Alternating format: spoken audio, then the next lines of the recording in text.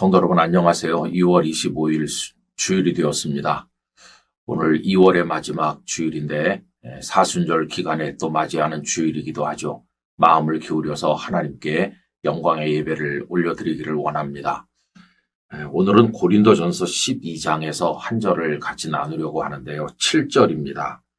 각 사람에게 성령을 나타내심은 유익하게 하려 하심이라. 아멘. 하나님께서 우리에게 성령으로 역사하시고 여러 가지 달란트도 주시는데 그 열매는 유익을 가져온다. 이런 내용이 되겠습니다. 영을 분별하는 은사가 필요하다고 하죠.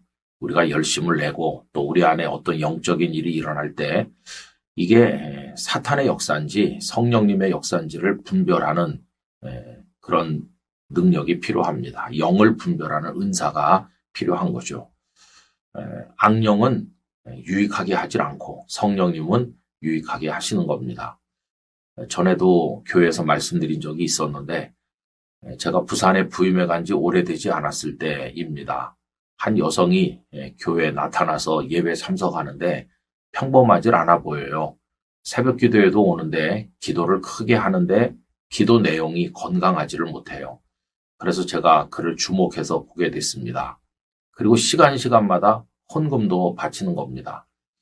얼마 후에는 그 남편하고 같이 와서 또 헌금을 드리면서 하는 말이 우리 두 사람을 등록하려고 하는데 받아주세요 라고 하길래 제가 영적으로 미심쩍은 데가 있어서 언제부터 믿었는지 하나님 말씀은 좀 배웠는지 물어봤어요. 그랬더니 오래되지도 않았고 성경은 한 번도 읽어본 적도 없다고 그래요. 그런 사람이 새벽에 기도를 이상하게 하고 또 교인들을 또 안수기도까지 해주는 거예요. 근데 교인들도 참 어리숙죠. 그 사람이 기도를 뜨겁게 하니까 굉장한 은사나 있는 줄 알고 가서 또 안수기도를 청하는 겁니다. 참 기가 막힌 일이에요. 그래서 제가 약속을 했어요. 한 달 동안 나랑 약속하자. 첫째, 나의 지도하에 성경 말씀을 읽는다. 그리고 조용히 기도한다. 그리고 절대 안수기도 같은 건 하지 않는다. 한 달 동안 지켜보겠습니다. 근데 며칠 못 가요. 그래서 저는 임시 당회를 열어서 말씀을 드리고 그리고 그 두 내외를 오게 해서 그동안 그들이 드린 헌금을 모두 다 돌려주고 우리 교회에 출입하지 마세요 라고 했어요. 그리고 이거를 주일날 광고 시간에 모든 교인들에게 공식화했어요. 그리고 제가 외국에 한 달 넘게 다녀왔는데 다녀와서 보니까 목사가 그렇게까지 했는데도 몰래 그 여인의 집에 출입하는 사람들이 있는 걸 알게 됐어요. 참 안타깝더라고요. 목사 몰래 그렇게 하는 겁니다. 그 사람이 능력자라는 거예요. 그리고 정신적으로 취약한 어떤 청년이 있었는데 그 남자 청년을 그 집에 데려다 놓고 안수기도를 받아서 낫게 하겠다는 거예요. 결국 얼마 후에 그 안수기도 받던 청년은 그 집에서 사망했고 그런데도 부활한다고 하면서 장례식을 하지 않았기 때문에 결국은 검찰이 개입했고 전투경찰이 강제 진압을 해서 장례식을 하는 일까지 벌어졌습니다. 그게 일간지에 또 텔레비전 뉴스에까지 등장을 했고요. 큰 어려움을 겪었죠. 근데 그때 만약에 그 두 사람을 우리 교회 교인으로 등록을 했다면 우리 교회 안에서 교인이 교인을 죽인 일이 될 뻔했어요. 하나님께서 제게 영의 분별력을 주셔서 헌금도 돌려주고 그 사람들의 등록도 받아들이지 않았어요.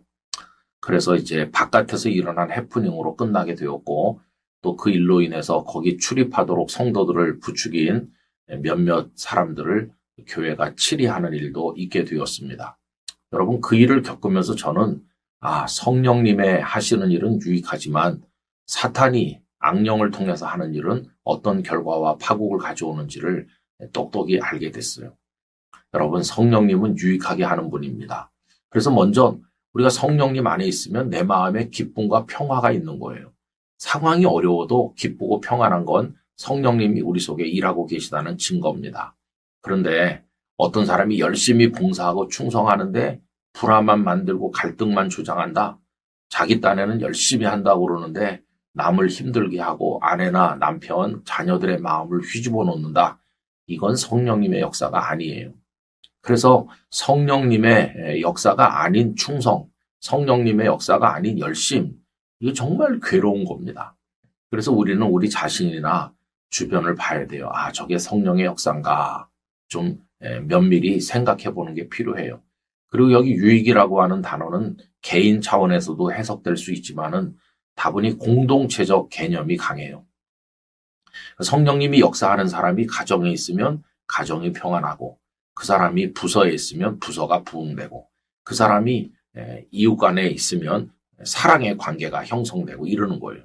성령의 역사가 아닌 것은요, 그 사람만 들어가면 가정도 불화하고 직장 사무실도 힘들고 이웃 간의 관계도 다 토막토막 끊어지는 거죠. 여러분, 이게 성령님의 역사와 사탄의 역사는 이렇게 다른 겁니다. 그래서 오늘 우리 안에 하나님의 영의 역사가 있기를 기도해야 되고, 우리가 맺는 열매가 어떤 것인가를 생각해 봐야 되고 기도해야 돼요. 하나님, 저를 성령님 안에서 유익을 가져오는 하나님의 자녀가 되게 해 주시옵소서, 이렇게 기도해야 되죠.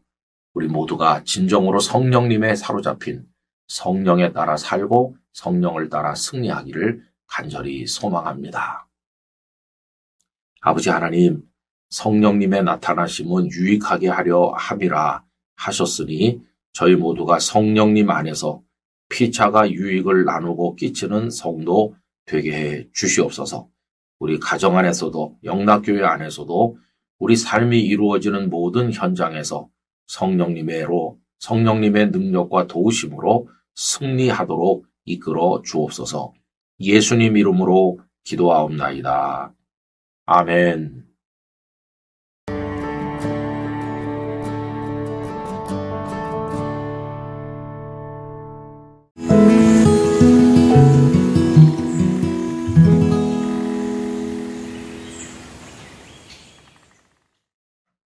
2월 26일 월요일이 되었습니다.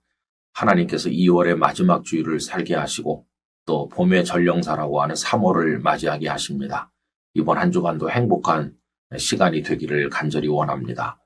오늘은 사랑짝이라고 하는 고린도전서 13장을 우리가 산책하듯 읽어 나갈 건데요. 그 중에서 2절을 제가 읽어드립니다.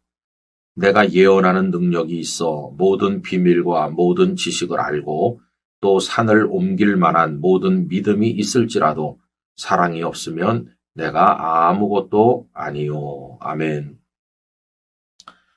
예전에 소위 능력 목회라는 말이 유행했던 적이 있어요. 능력을 받아서 열심히 목회함으로 교회가 성장하고 부흥한다. 또 그런 목사님들이 많이 눈에 보이기도 했습니다. 그래서 젊은 목회자들은 그런 분들을 부러워하면서 하나님, 나도 능력 목회를 할 수 있게 해주세요. 교회도 성장하고 또 목회 성공했다는 칭찬도 듣고 싶습니다. 이런 현상들이 많이 퍼졌던 적이 있어요. 근데 여러분, 시간이 지나고 철이 더 들면서 저는 깨달았습니다. 능력 목회보다 더 본질적이고 중요한 것은 사랑의 목회라는 것을 알게 되었어요. 여러분, 목회의 모델도 신앙의 모델도 예수님 아니십니까? 그럼 예수님은 어떻게 하셨나를 봐야 되는 거죠. 예수님은 전능자세요. 그러니까 능력 목회를 하신 분이라고 할 수 있어요. 병든 자를 고치고 죽은 자를 살리고, 이거 다 능력 아닙니까? 그런데 예수님은 능력 목회만 하신 분이 아니에요. 결정적일 때는 사랑으로 하셨어요.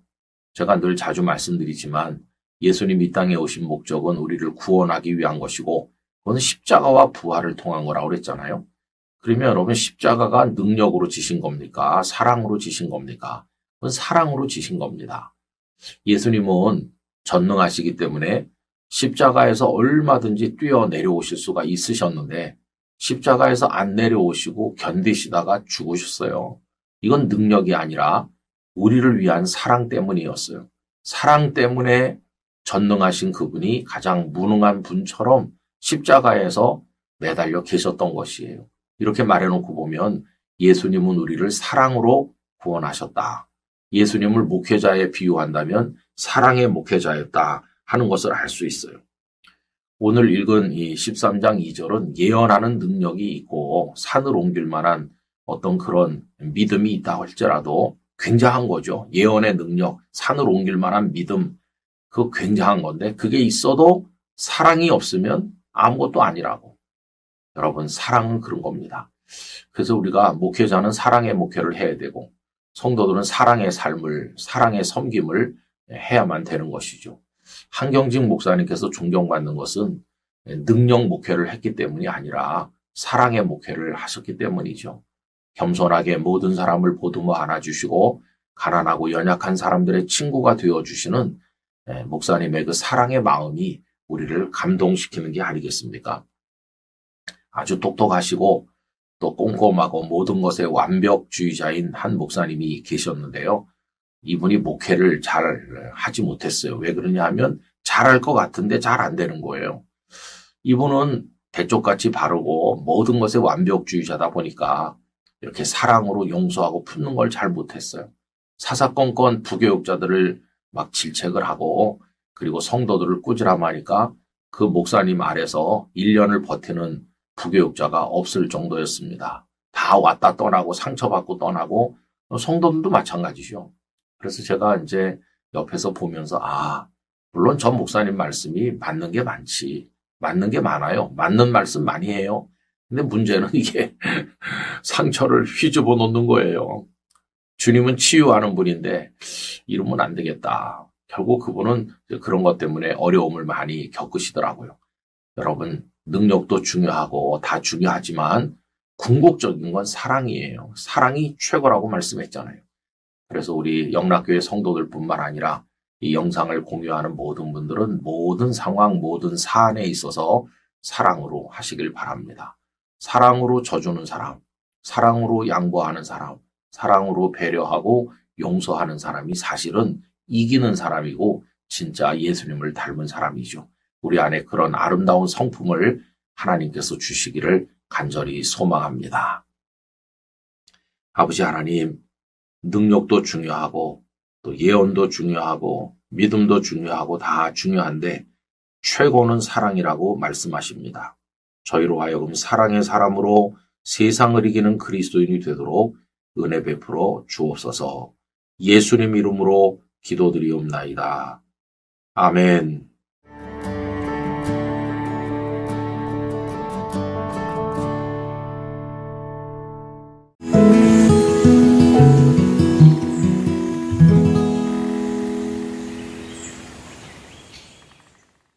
성도 여러분 안녕하십니까? 2월 27일 화요일입니다.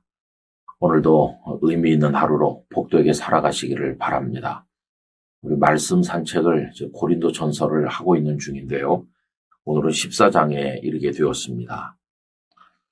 저희 부모님께서는 신앙 스타일이 한이하게 다르셨어요. 아버님께서는 조용하시고 또 경건한 기도자였고 그리고 성경을 많이 읽으시는 분이셨어요. 반면에 어머니는 조금 시끄러운 신앙인이었습니다. 기도도 크게 하셨고요. 그리고 뭐 환상도 보신다 이런 거 하셨고 방언도 많이 하셨어요. 그래서 두 분 사이에 재미난 논쟁이 많이 있었습니다. 어머니께서는 아버님에게 당신은 미지근해요. 좀 뜨겁게 기도하고 그리고 방언도 좀 하고 성령의 은사를 사모해야지 너무 미지근해요. 이렇게 말하면 아버님께서는 성경을 많이 읽는 게 더 중요하다. 이런 식으로 논쟁을 하셨어요. 그렇다고 두 분이 뭐 삶을 제대로 살지 못하시는 건 아니죠. 서로 배려하면서 긴 세월 동안 같이 해로하시다가 하늘나라에 가셨습니다. 성령님은 한 분이신데 우리에게 나타나서 역사하는 그 모습은 너무나도 다양합니다. 고린도 교회에 문제가 되었던 것은 성령의 은사 문제였는데 성령님이 역사하셔서 은사를 받는 것은 귀한 거 아닙니까? 그런데 사람들은 자신이 받은 은사가 더 중요하다는 식으로 갈등을 빚었던 것 같습니다. 그리고 특별히 문제가 되었던 것은 방언인데 여러분 방언은 그 방언을 하는 사람에게는 굉장히 영적으로 유익한 것이죠. 그런데 옆에 있는 사람은 그가 뭐라고 말하는지를 알아들을 수가 없잖아요. 이 방언의 한계는 소통이 안 된다는 겁니다. 그래서 바울 사도는 방언하는 사람은 통역의 은사도 사모하라고 가르치고 있어요. 그래야 그 의미를 이제 알 수 있는 거죠.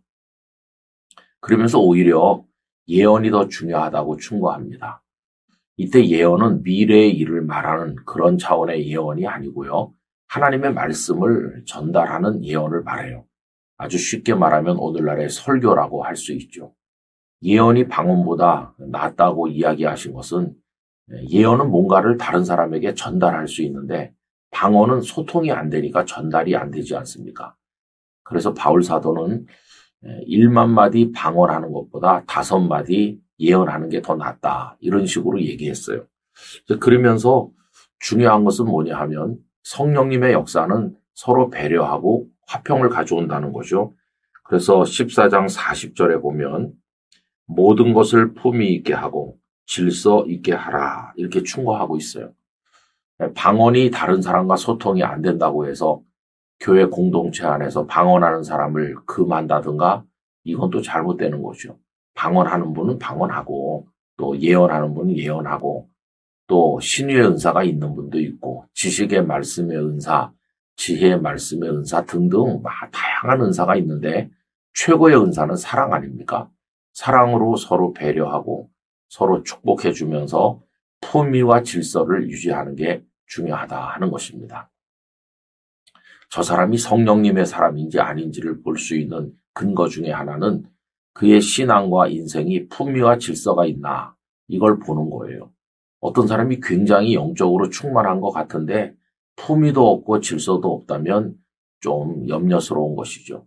여러분 교회 안에서도 품위와 질서가 있어야 됩니다. 언어 생활에도 품위와 질서가 있어야 되고 남을 배려하는 데도 그렇고 주님의 일을 해나가는 그 과정에서도 품위와 질서가 있어야 되는 거죠. 제가 얼마 전에 지방의 어느 목사님 한 분을 만났는데요. 이분은 영락교회에서도 사역한 적이 있는 분이세요. 근데 이분이 목회하는 교회가 역사가 좀 독특합니다. 본래는 우리 교단 교회가 아니었고요. 타교단 교회였는데 그 앞에 있었던 목사님의 이력이 좀 독특해요. 그분은 굉장히 성정이 불같고 품위와 질서와는 좀 거리가 먼 분이었던 것 같아요.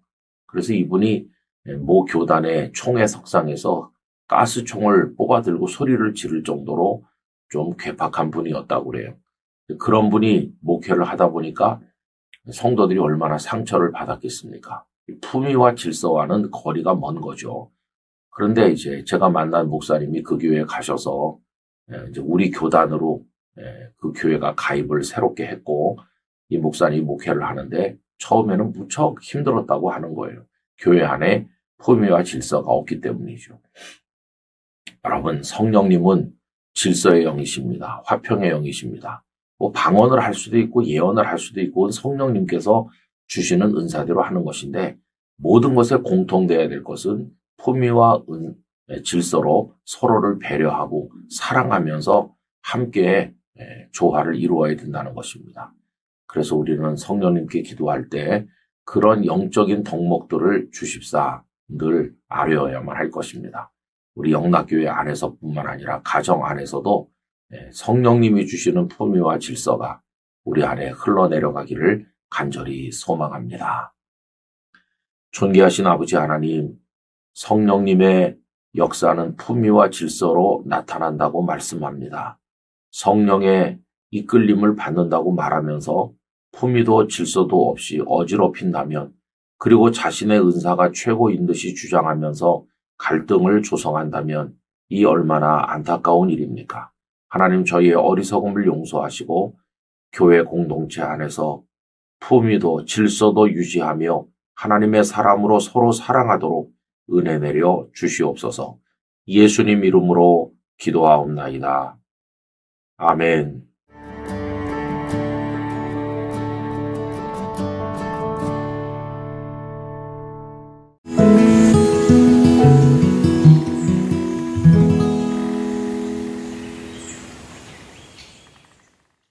성도 여러분 안녕하십니까? 2월 28일 수요일입니다.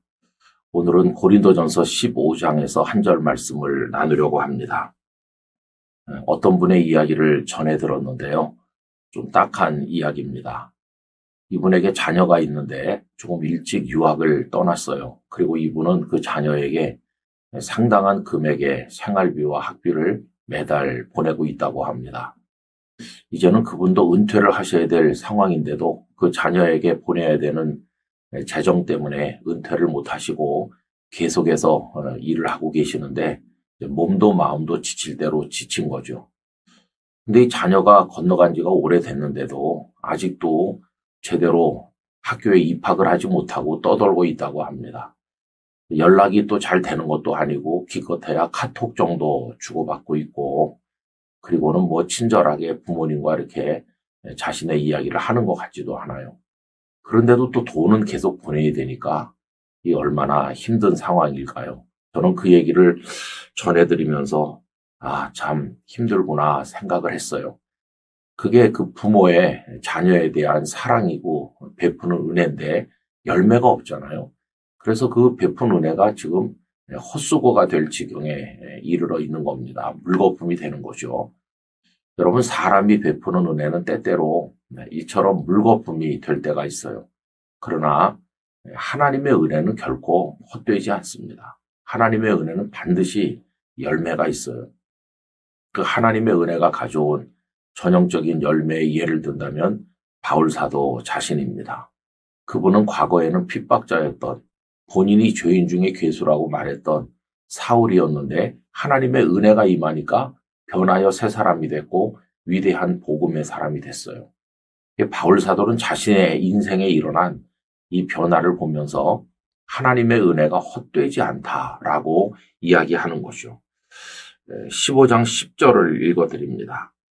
그러나 내가 나 된 것은 하나님의 은혜로 된 것이니 내게 주신 그의 은혜가 헛되지 아니하여 내가 모든 사도보다 더 많이 수고하였으나 내가 한 것이 아니요 오직 나와 함께 하신 하나님의 은혜로라. 아멘.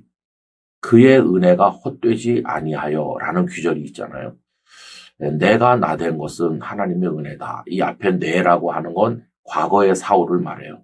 그 사울이라는 내가 나 된 것, 이제 과거의 내가 새로운 내가 됐는데 그게 바로 이제 바울이 된 거죠. 내가 나 된 것, 사울이 바울 된 것은 그것은 하나님의 은혜로 된 것이다. 은혜는 결코 헛되지 않다는 것을 알 수 있어요. 여러분, 그래서 우리가 하나님의 은혜를 꼭 받아야 합니다. 이 사람에게도 은혜를 구하고 저 사람에게도 은혜를 구하고 또 나 스스로도 노력하는 것, 그것도 물론 중요할 수 있어요. 그러나 사람의 은혜는 헛수고로 끝날 때가 많아요. 그래서 반드시 하나님의 은혜를 받아야 하나님의 은혜는 우리를 새롭게 할 것입니다. 열매가 되도록 역사하는 것이에요. 하나님의 은혜의 보좌 앞으로 달려가는 심정을 가지고 오늘 하루도 하나님의 은혜의 품에서 살아가기를 간절히 소원합니다.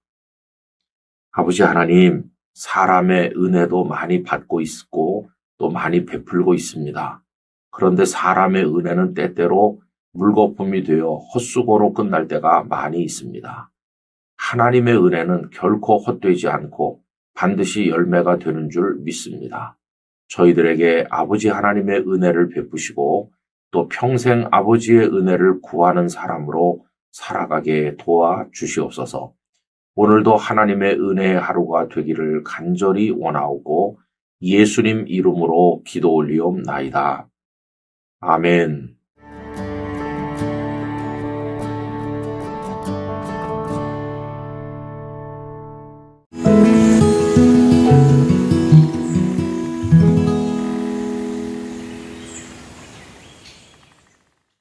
성도 여러분 안녕하십니까? 2월 29일 목요일입니다. 올해도 오늘로써 2월이 마무리됩니다. 2달 동안을 지켜주신 하나님께 감사드리고 내일부터 3월의 삶을 기쁨으로 맞이하시기를 바랍니다. 오늘 고린도전서 산책도 오늘로써 마치게 되는데 고린도전서 16장에서 한 절을 생각해 보려고 합니다. 16장 7절을 읽어드리죠. 이제는 지나가는 길에 너희 보기를 원하지 아니하노니 이는 만일 주께서 허락하시면 얼마 동안 너희와 함께 머물기를 바람이라. 아멘. 여러분, 외국에 자녀가 살고 계신 분들이 많으시죠.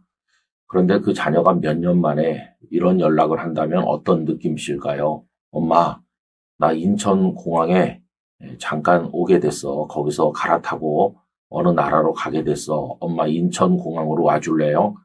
이런 요청을 받는다면 어떠시겠어요? 그러면 대뜸 나오는 질문은 아니 너 그럼 공항서 바로 간단 말이냐? 집에도 오지도 않고 몇 년 만인데 이렇게 질문하겠죠.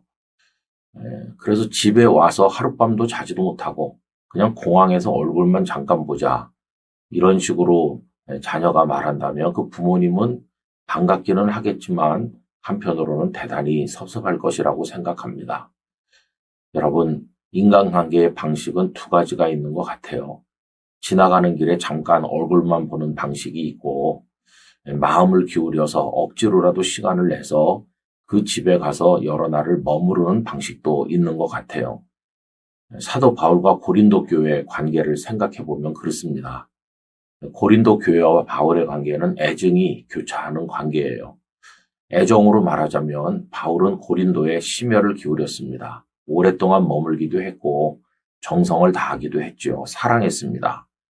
그러나 동시에 갈등도 많았는데 고린도 교회 교인들 중에는 바울이 과거에 핍박자였다는 것을 생각하면서 바울을 비난하고 그가 전하는 말씀도 믿을 만한 게 못 된다는 식으로 말하는 사람들이 있었습니다. 그래서 바울은 무척 마음이 아팠죠.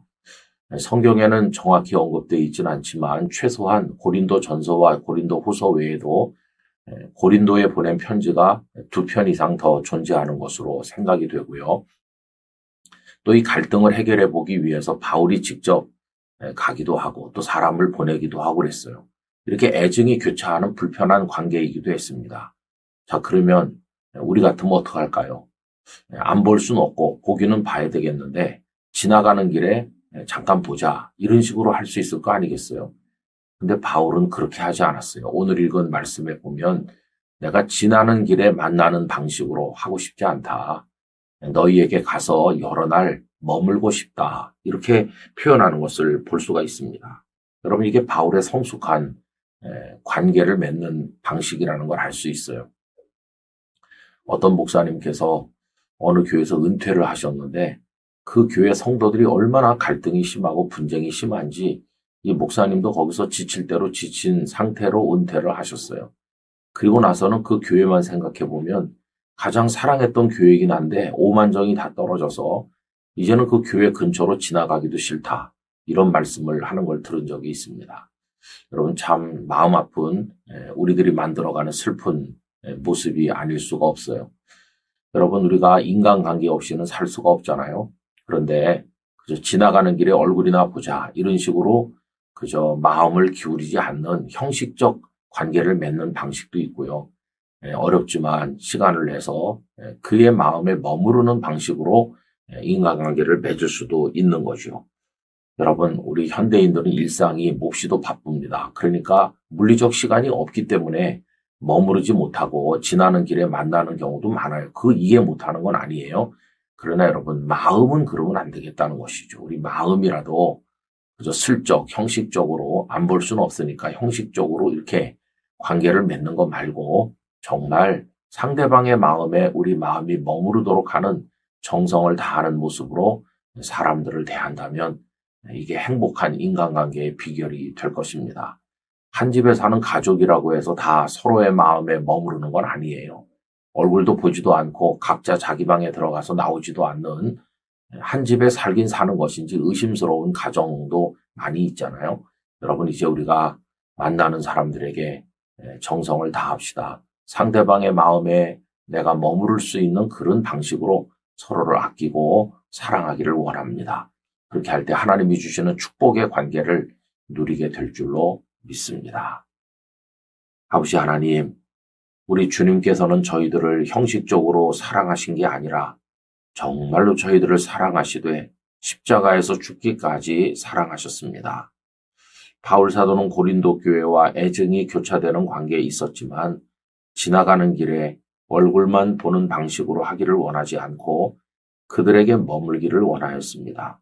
아버지 하나님 저희도 형식적 관계를 벗어나서 서로의 마음에 머무르는 깊은 사랑의 관계를 가지도록 은혜를 주옵소서. 지나간 2달 동안 저희를 지켜주신 아버지 하나님 감사드리며 내일부터 맞이하게 될 3월 1일 새로운 3월의 삶이 복되게 해주시기를 원합니다. 사순절을 살고 있사오니 저희에게 경건한 주님 묵상이 있게 하여 주옵소서. 예수님 이름으로 기도드리옵나이다. 아멘.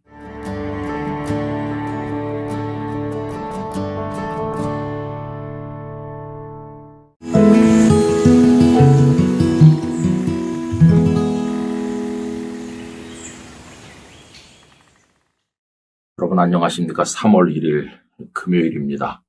새로운 한 달이 시작되는 날인데 3월 한 달 행복하시고 주님 앞에서 경건하게 보내시기를 바랍니다. 또 오늘은 3.1절이기도 하죠. 여러분 얼마나 우리가 어려웠었습니까? 한국의 근대 역사, 고난의 역사입니다. 그러나 또 그 페이지마다 하나님의 은혜가 깃들어 있어서 오늘 우리가 여기까지 살아왔습니다.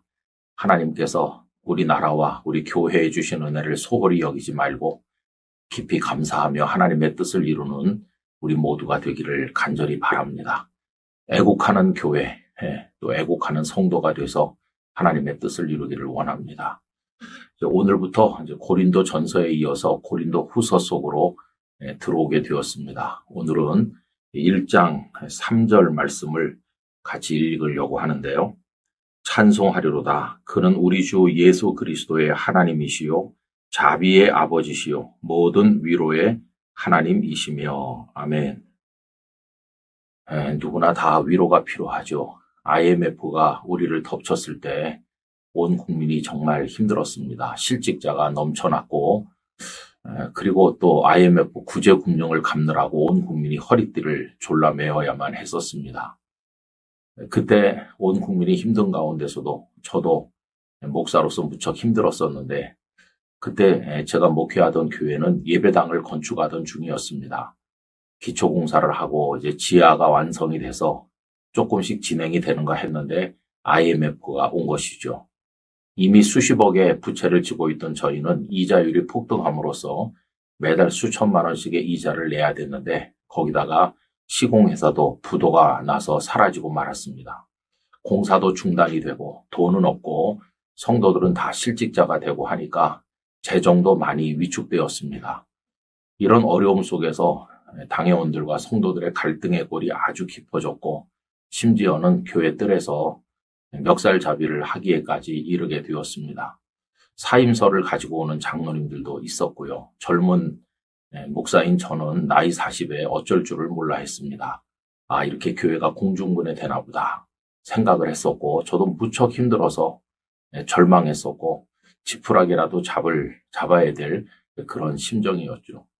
근데 여러분, 하나님은 우리를 버려두지 않으시더라고요. 그 어려운 중에도 저를 위로하셨습니다. 그렇게 힘든 가운데서도 하나님께서 어떻게 저를 위로하셨을까요?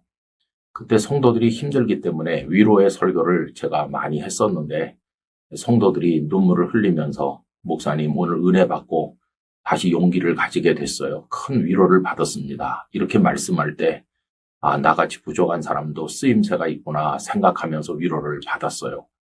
그리고 또 그 가장 힘들던 해 놀랍게도 예배 참석 인원이 그 전년도보다 한 50%나 늘어나는, 그래서 말하면 교인이 많이 늘어나는 부흥이 있었어요.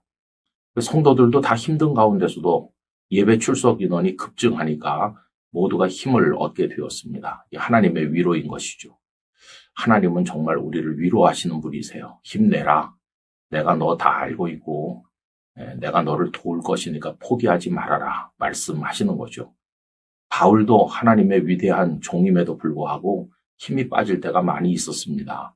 또 고린도 교회 교인들이 바울을 오해해서 비난하는 사람들이 많고 보니까 힘이 쭉 빠질 때가 있었는데, 근데 오늘 말씀에서 바울은 하나님을 위로의 하나님이라고 말하잖아요.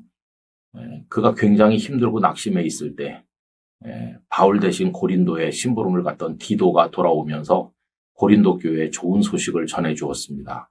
고린도 교회 교인들이 많이 뉘우쳤고 바울에게로 마음이 돌아섰다. 이런 좋은 소식을 전해주었기 때문에 바울이 새 힘을 얻은 것이죠. 이 영상을 함께 하시는 성도님들에게 하나님의 위로가 함께 하시기를 바랍니다. 사람의 위로도 물론 좋지만 하나님의 위로 같은 위로는 없어요. 하나님께서 우리를 위로해 주신다면 아무리 어렵고 힘들어도 일어설 수 있을 줄 믿습니다. 용기와 믿음을 가지고 우리가 끝까지 달려가게 되기를 간절히 바랍니다. 늘 피차 위로하면서 이 삭막하고 어려운 세상을 극복해내는 우리들이 되기를 진심으로 원합니다. 위로의 하나님이시여 저희들을 위로하여 주시옵시고 저희가 받는 위로로서 또 서로를 위로할 수 있도록 은혜를 주옵소서. 이 영상을 함께하는 모든 분들에게 다양한 고통과 어려움이 있는 줄로 믿습니다. 아버지 하나님, 그러나 그 어려움과 고통보다 하나님의 위로가 더 커서 그 모든 것을 이겨낼 수 있도록 힘을 허락하여 주옵소서. 예수님의 이름으로 기도하옵나이다. 아멘.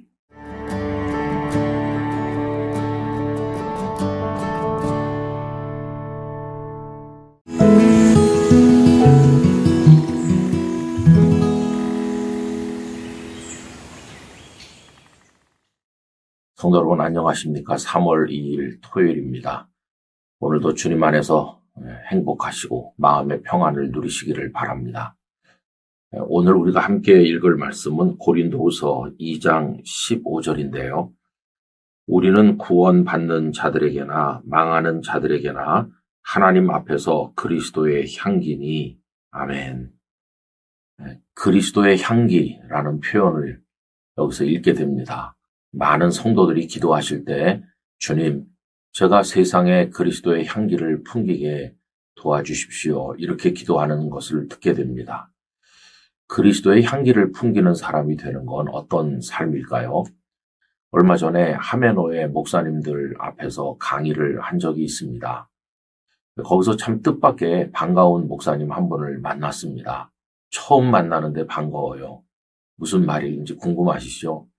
제가 만난 분은 하메노의 현재 노회장이신 최인호 목사님이셨는데요. 정말 선하게 생기신 분이었습니다. 그분을 반갑게 여겼던 이유는 그분의 부친께서 뜻밖에도 제가 정말 존경하던 목사님이시기 때문이에요.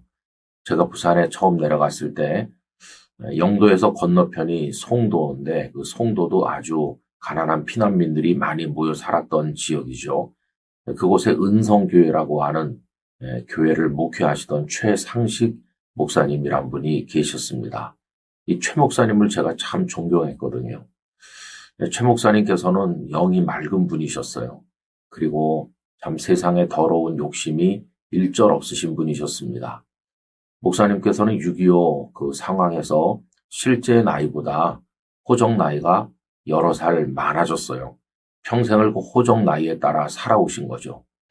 그래서 호적 나이로 70세가 되셨을 때 목사님은 은퇴하시게 된 겁니다. 성도들이 목사님을 붙들었죠. 그때가 목사님 목회하신 지가 18해 정도 됐을 때니까 성도들이 이렇게 말했습니다. 목사님 실제 나이로 바꾸셔서 끝까지 목회를 하시고 우리 교회 원로 목사님이 되셔서 떠나지 마시고 우리 교회에 남아주십시오 라고 간청했습니다.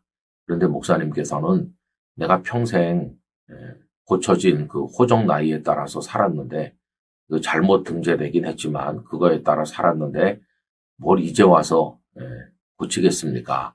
그렇게 말하면서 훌쩍 떠나셨어요. 저는 그 모습을 보면서 참 목사님 훌륭하시다 생각을 했습니다.